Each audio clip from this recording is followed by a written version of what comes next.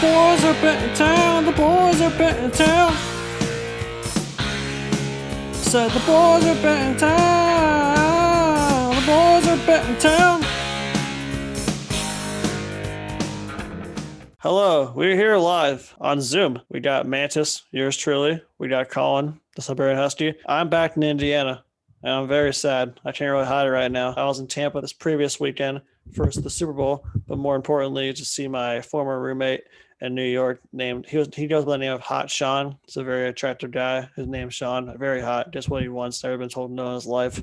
So I stayed with him this weekend and watched the Super Bowl. It was very fun. The weather was great. Colin, how was watching the Super Bowl in Indiana? Dude, it was freezing. So Sunday morning I woke up and I looked at the weather app on my phone, and the real feel or whatever they call it was like -15. What was it down? What was it in Tampa? It was kind of cold on Sunday too. It was like 72. Yeah, that's a damn shame. You really hate to hear that. Yeah, I fucking paid a Spirit flight to go down there for 72-degree weather. I was got my ass robbed. Yeah, sounds like a rough time. I feel for you. It was a very scary time, actually. So I flew in Friday night, flew in Spirit, got a little cheap flight. And when I landed, I was, first of all, a city that's holding a Super Bowl with COVID, it was still pretty packed. It was still pretty like Super Bowl atmosphere. Like when you get off the plane, like volunteers like clapping and cheering, wearing a Super Bowl attire and all that. Yo, what'd I do?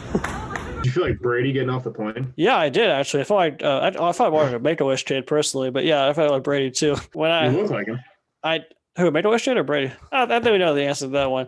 Well, when I got off the plane, I was trying to find my Uber, and he said he was going to like the second floor JetBlue departing or arrival, should I say? And I was confused. It was my first time in Tampa, so I went downstairs, kept looking for him. He told me he was going upstairs. I had no idea that I left my luggage. I was sitting down on a little bench waiting for the dude, but I left my luggage on the corner of the bench, and I went upstairs with just my backpack, and I found the Uber driver. So I got in, just had a conversation, blah, blah, blah. And then 13 minutes later, he drops me off, and I go, thanks, man. Oh, you got my bag from the trunk? He's like, what bag? And I dropped my jaw, and I was like, oh my God. He's So like, you what? were at Hot Sean's? I went to a bar to meet Sean to get his keys to the apartment, so I dropped myself off, then go back to the bar. He dropped me off. I was like, holy fuck, I need to get back to the airport right now. So he's like, I don't know what to do, man. Like, your ride's still going. So this is the worst part. I threw him $100 to take me back ASAP, grab the bag, and then go back to the bar. So now You I'm gave him $100 just to go back? Yeah. Oh, I overpaid the hell out of him. Jeez. More of my important stuff was in my backpack, but I had all my clothes and shit in the small luggage. But I was like calling the TSA. They weren't, they're fucking 9 to 5 hours. They're probably going home watching the fucking college basketball. I called the Tampa police to like try and find the bag. They couldn't find it at first, but then I was explaining the wrong floor to them. So they went downstairs, found the bag, just sitting there. Thankfully, so someone was standing there waiting for it, and I got it back. But like my heart was like, I thought I was gonna have a heart attack. It was insane. Bro, you're lucky they didn't like mistake it for like a bomb or some shit. They always feel like every time I pat down my TSA, they always have a bomb under my shirt. So I get pat down every time. I can't raise my arms all the way up, so they're like, "You raise your arms?" I said, "No." They do a little circle thing. Then I hop out. Yeah. And they're like, all right, we need to pat you downstairs. We need to pat you up. Are you comfortable? I'm like, yeah, man, I do it every time. I mean, it's got to be kind of nice to get felt up by a TSA agent, though. I mean, that's got to be kind of nice. I'm always assured a boner every time I hop on a flight. So that's nice. 30,000 feet. Had like a hot TSA agent rub you down? No, always pretty nice? There's a couple of cute guys, but most of them are always like these overly weight fat dudes. Obviously, you get like the same sex has to massage you or pat you down. Sorry. Eventually went back to the bar, paid the dude $100. I overpaid him, but fuck it. Got the key from Sean, and then we went back to his apartment, dropped my stuff off, went to the bar. And Tampa was just fucking packed. I mean, not just Tampa, but this will be in Orlando. Florida is a whole new country. I think there should be 49 states of America because Florida does not give a fuck about anything. Every bar was packed. Every street was packed. I mean, people were just like shoulder to shoulder. It was like, I'm getting, for those who are curious about it, I'm getting a COVID test tomorrow just to make sure I'm okay, but I have no symptoms. But yeah, if we survive Orlando, we just survive Tampa. I mean, I was gonna say we're in Orlando. I mean, the only real difference between was this that we didn't make out with anybody, but other than that, I mean, we damn near might as well. I didn't make out with anyone. That sucked. Sounds like another weekend. I had one girl put her arm on my shoulder just for her to like twerk on her friend. So I was letting her like nice.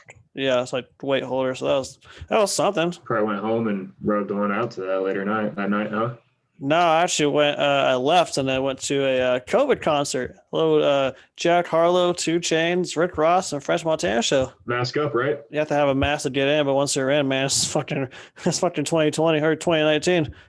Yeah, it is. That's what I like to hear. How was that? It was really cool. It's not really a concert. It's more like it's a rapper appearance. Well, actually, no, that's a lie. It was labeled as a concert, but most of the things were just appearances. But Jack played like 3 songs. Rick Ross and 2 Chainz played like, I don't know, 5 or 6. It was packed, but the crowd sucked because I think it was a country venue. So no one really cared about the rapper, didn't know what was going on. But everyone's wearing neon and slutty outfits, so it was still a party. They were expecting Morgan Wallen and got 2 Chainz. Morgan Wallen would have loved that concert. Yeah. He would have been saying along every word. Whoops. He would have heard Rick Ross and he would have been grabbing the other mic. Yeah. Keep the doorbells away. I was pretty close to 2 Chainz. After his performance, he came up to like a little balcony level and he's like 6 feet away from me. Did you ask him if he's different? No, I didn't. He had like 3 bodyguards around there, like fucking sits like 290. So that was good. You could have slithered in. You should have just pulled the Make-A-Wish card. Should have. 2 Chainz, I've always wanted to meet you, man. 2 Chainz, you have 5 chains on. What? I thought you were 2 Chainz, man. You have 5. But if can I have one? 2? Nah, that's pretty cool though. Was there a pretty good, like, how many people you think were there? I do also. For those who are listening, we had the video version of the episode on my YouTube, Young Mantis 2, or just Young Mantis, but I'll be showing clips of that right now.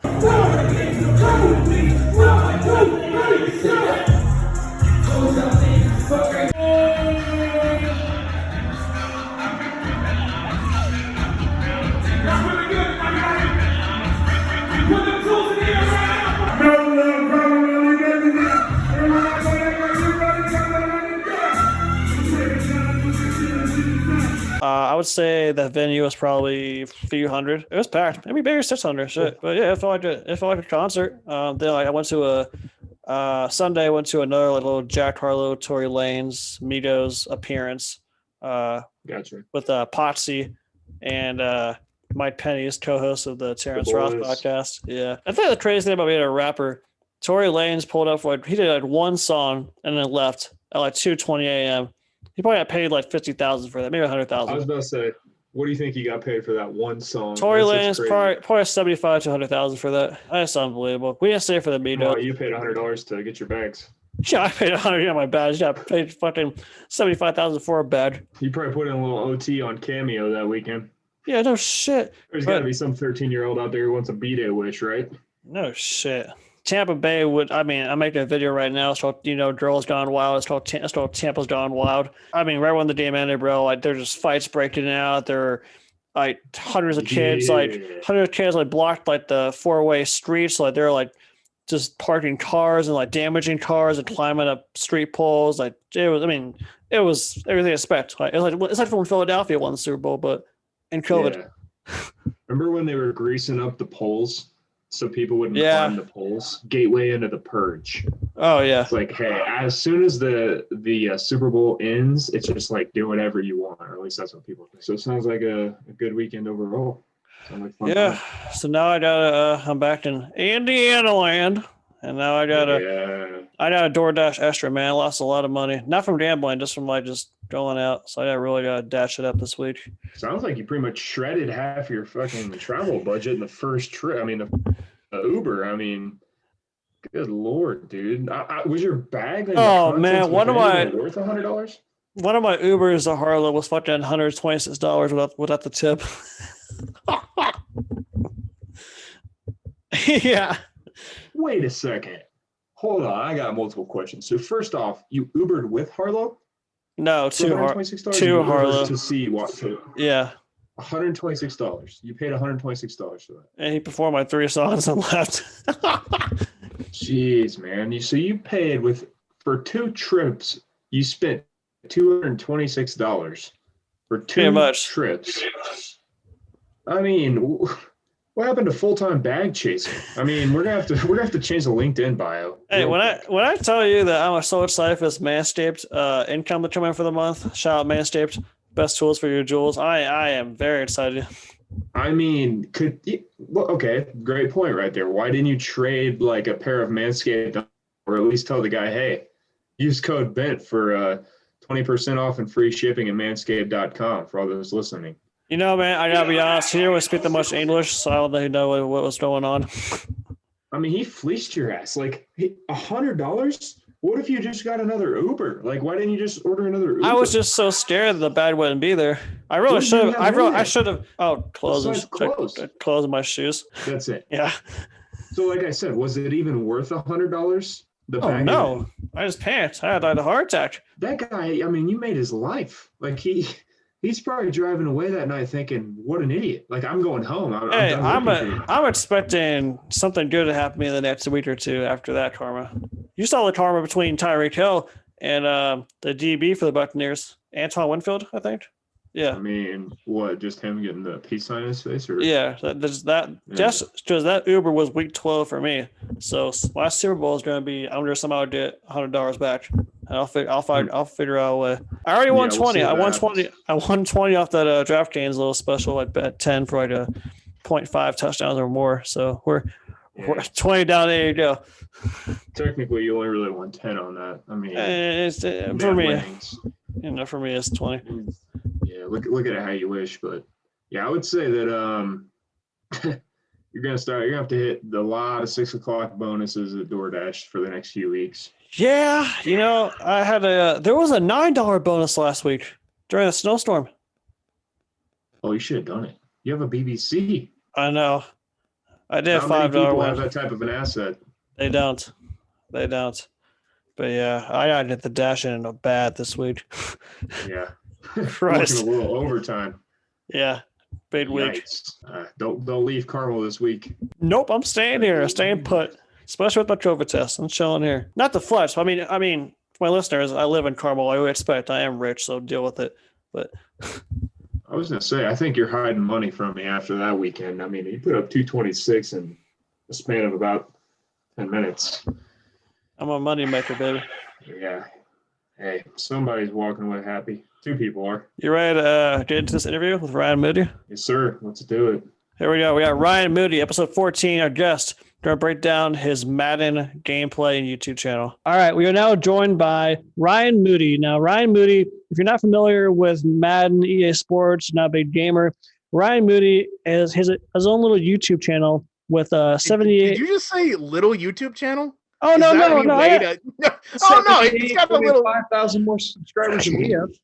little rinky-dink ass YouTube channel this guy's got. You might have seen a couple videos that he did. Then take it away, Ryan. Ryan Moody, you want to explain yourself to that boy Bent following? Listen, I take the best Madden clips on earth and I put them on my channel and I expose them to the masses so the people can see whether you have the game or not, what Madden is capable of when it comes to not simulating football. Is the YouTube channel, is that your full-time gig, or do you sound like you have a radio voice? Oh, I had a podcast before, but we stopped doing that. I had a podcast with Jimmy Smith, the MMA commentator, where we did MMA breakdowns for UFC and Bellator. We did that for about a year and a half, and then just, Jimmy went back to ESPN, which was kind of the hopes all along. But, aside from YouTube, I have a full-time job. I don't count on YouTube it's nice, to have that check, but I just don't think I can count on YouTube full time. Plus, I have a credit union here. When I go there, they don't even look at my YouTube income. It doesn't even, register to them. So between healthcare and 401k and actually wanting to have a productive life and be an adult, it's hard to just say, hey, I full-time YouTube, Yeah, I actually thought this was your full-time job. Is you putting out maybe 8 to 9 videos a day on average? 2, but if you want to overestimate it, sure. On the hot days, 8 to 9. I know I've seen plenty. Yeah. There's some days where I just get bored and I just want to see reactions, and I'll throw 3 or 4 or 5 up. But the problem is that they'll only notify someone twice in 24 hours. Oh. So they don't want to spam somebody with your content. But, there's days where I feel like, spending a little extra money and just upload another video. So it is nice to that effect. When the bills are going to be due, you can always throw up another video or two. And try to generate some extra money for yourself. But you never know which ones are gonna do good and which ones aren't. I mean, I have some other friends that do YouTube, and you'll put your heart into a video for 20, 30, 40 minutes of work, and 20,000 people will watch it. You put up a clip of a ball going through a player's butthole, and 200,000 people watching it. It's like, How did your YouTube channel start? Was it based off of just like a certain Madden, where you just always been a Madden? Have you always noticed how Madden's been going downhill? I guess how I started was there was another YouTuber back in the day named Gideon Prime. He still does some NBA breakdowns. And he was really one of the first ones that, and of course this is, 10, 15 years ago. So we've got, just phones, cameras pointing at a TV. It's nowhere near where it is now. And I do some breakdowns about things that were wrong in the game, a lot of clipping, motion shifting, warping, things like that. And I saw that, and I saw the people gravitated to that because, once you play the game, you have it's like a brotherhood of this game is bad. You all instantly know when you can connect about how bad the game is. And I wanted to kind of take it, another level and try to execute a little bit more football. And I mean, don't get me wrong, there's a lot of video game things wrong with Madden. There's clipping, warping, shifting, all that stuff. But there's also a lot of just fundamental football things that don't work right. So I wanted to kind of take that approach. And then, here we are, 10, 12 years later and 30 million views later. Who would have thought, now I don't even know how to stop. It's like a train. Like once it got started, you don't think about how it's going to stop. You just think about getting it going. And so Madden 21, I think it's still at a 0.2, 0.3 out of 10. You know what? Let's do a live look. So are you doing it or am I doing it? We're both doing it. You can do it. Why don't you look at it? Why don't I look at it? Sure. I mean, I'm just the guest. Why don't I do everything then? Unbelievable. This her place? Yeah, it's the place. You shave your pubes? Pardon?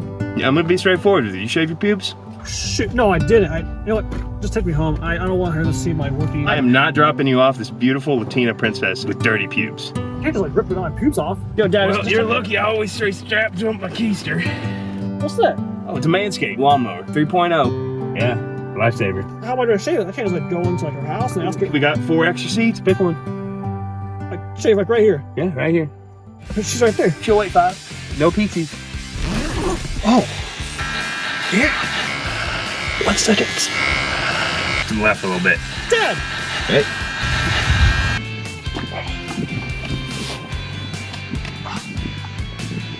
Hey, Bobby. Is that a trimmer or are you happy to see me? Oh, it's a trimmer. Use code BENT for 20% off and free shipping at manscaped.com. Yeah, that's my boy. Now where the hell's my chapstick? Oh, this motherfucker. Oh.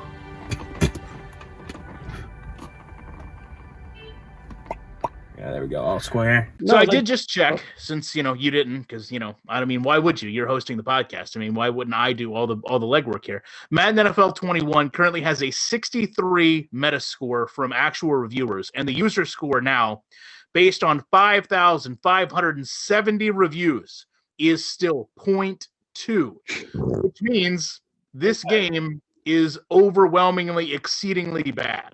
It has 1% of the reviews from actual gamers is positive. That's 72 positive ratings. 29 people were mixed, which means they probably meant to click negative. They missed it, and they were off to the left just slightly, and they hit mixed.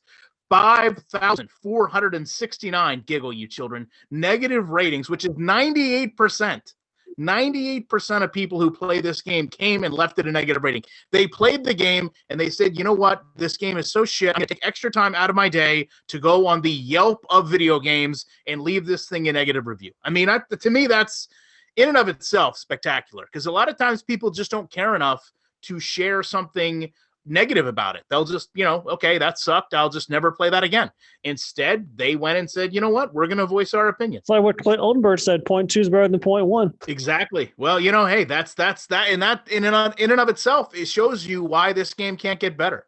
I think generally, if I told you your podcast rated a 0.2 out of 10, you would probably sit down and say, okay, I can either stop doing this podcast because I'm awful at it, or I can find ways to re-engage. Let me ask people why this podcast blows, and then I'll try to get better. So I know you would do that, but EA does not seem to want to do that. They want to cling just like those gamers on that last leg of, oh my God, this game, I love it. Are you picking your nose while we're doing this? I'm scratching it. A pitching's like doing this. Scratch is like a little whiff. I couldn't tell. It's like they know that they still have a bunch of like morons out there who are going to continue to buy it and continue to like think it's the greatest thing ever, and they're going to continue to make their money. Well, I think part of it is if you look at the cycle of gamers that come in, very rarely does, or rather do we see that someone, I'm the exception, right? Somebody that plays, video games as a child to an adult. A lot of people either outgrow it or they come in as a child and start to repeat that cycle. So a child now that's let's say 7 or 8, 9, 10 years old that's playing Madden, they don't remember, Madden 05. They don't remember, the good Maddens before. So all they have is the reference of the community saying, hey, all this stuff used to be in this game. All this stuff is missing from the game. To them, really at no fault of their own, they probably do see, incremental changes in better game year to year to year. But, to the people that have played this game 8, 9, 10 years, that's all long gone. And at some point, I think a lot of people have just gotten so tired of not just the same product, but being sold a better product and then being delivered the same product. EA has a history now of next-gen trailers that don't match the product they put out. They've literally done this 3 years. So at some point, fool me once, shame on me. Fool me twice, shame on whatever, however that goes. But I think everything kind of came to a conclusion this year. I mean, you can tell, anything EA tries to do right now is met with, massive amounts of negativity. I mean, they announced college football is coming out, not NCAA football, but college football. And literally imagine this world where you do something good. I mean, people have wanted college football back, for years, right? Yeah. And Madden is such a shitty game that it is trending because people don't want NCAA football to be as bad as Madden. Imagine having a game that bad, right? I can't, any product that bad. If Pizza Hut started selling hot dogs, imagine if people were so angry that they didn't want the hot dogs to be like the pizza because the pizza's the shits, right?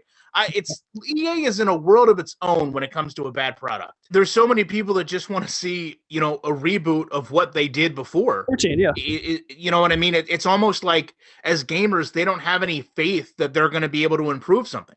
Just give us what we had before, update the graphics, and we'll be okay.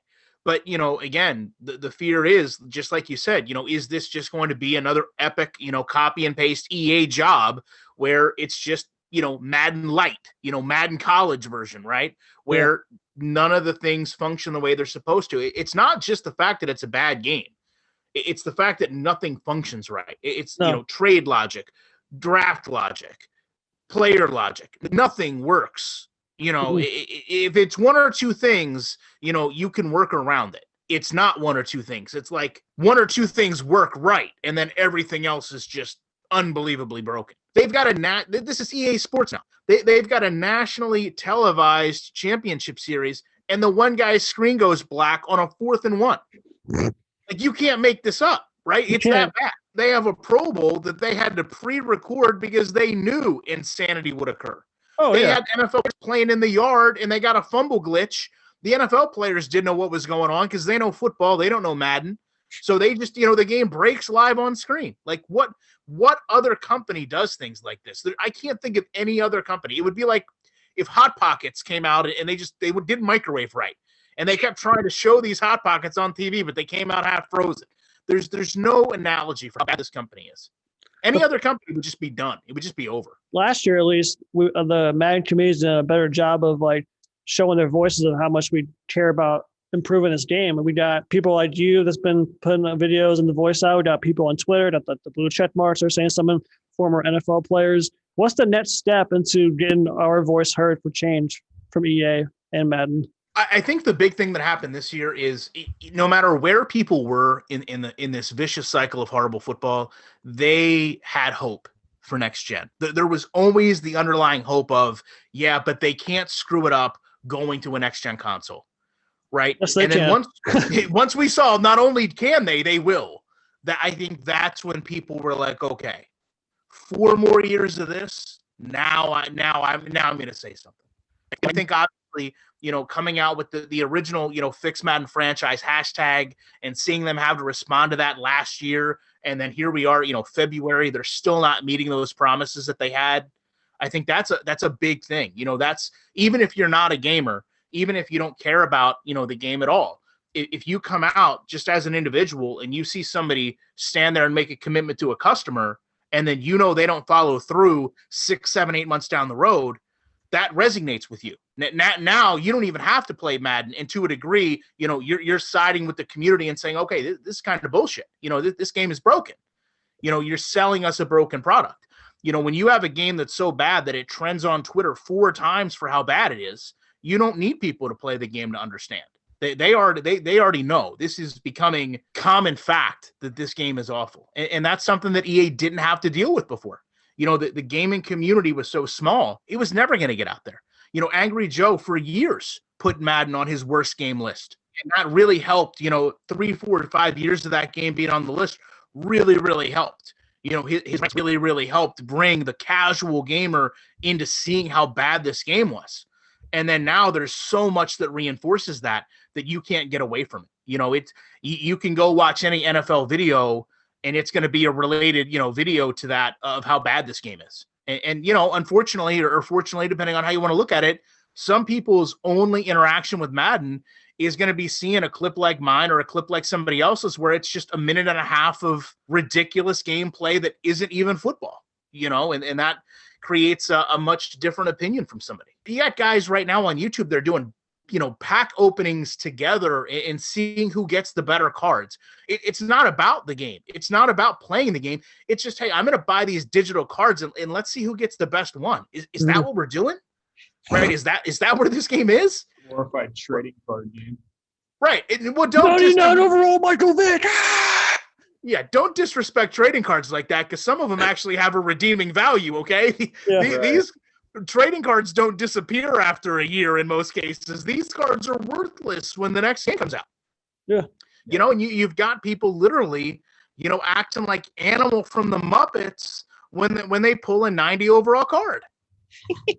It literally blows my mind. They'll literally sit there and just go hard in the paint on this card. And they've proven that it's designed to entice children. The lights, the flashing, the controllers, it's a feel-good response, right? When you feel like, hey, I got over. I got something of greater value than I paid. A couple of days ago, they had to come out and say that they didn't put one of the cards out that they should have, a Deshaun Watson card. And they had to come out and own it and say, hey, listen, this card wasn't included yet. And you had people on Twitter saying, I spent $50, $60 trying to get this card this morning, and I wasn't even going to get it because it wasn't in the packs.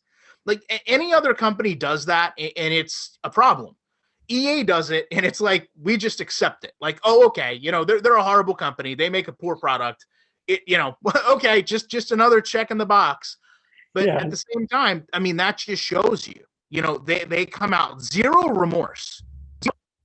Just, hey, guess what we screwed up today, guys? You ain't gonna believe it. We didn't actually put that card in all those packs you bought. Sorry about your luck, but don't worry. We put in some cards you weren't expecting to get. I don't know how you wouldn't go back and apologize to every person that bought that pack that day and say, listen, we're gonna make this right for you. We're either gonna give you the worthless card or we'll refund you back your money because we sold you the promise of something that you actually couldn't receive. But that's EA in a nutshell. Like, that's all they do, selling you something deceptive and then delivering something that's just not that product. You're going up against games when they say the worst rated game of all time that maybe 1,000 people played and 10 people went to review. I remember when I looked at the games that Madden was with, there were games from 1994, Batman Tetris, some dumb game you'd never heard of that you just didn't sound like it made sense, right? Mm-hmm. Like Pac-Man mini golf, all these dumb games are floating around back there, and there's Madden, Madden 21, just chilling right beside, Miss Pac-Man Goes to Hollywood version 4.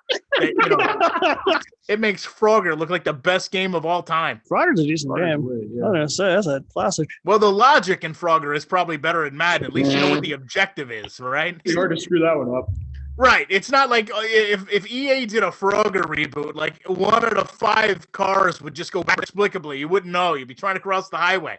All of a sudden, somebody's full speed in reverse. One of the cars would absolutely nail the fucking frog, and it would just go right through the frog. Exactly. Right through it. Yeah. I thought in this game you were the frog trying to cross the street. No, in this game you're the truck trying to cross. the frogs have too much speed and momentum. They just run you over. Physics aren't in this game. There's no physics in Madden. There's no physics in this no game. player IQ, no nothing. It'd be Frogger 21, and it would have Frogger 19 in the game. Fucking Madden 21, bro. The practice facility that had like the Madden 20 name on the fucking sideline. What's funny is I called them out on that in Madden 20. Yeah.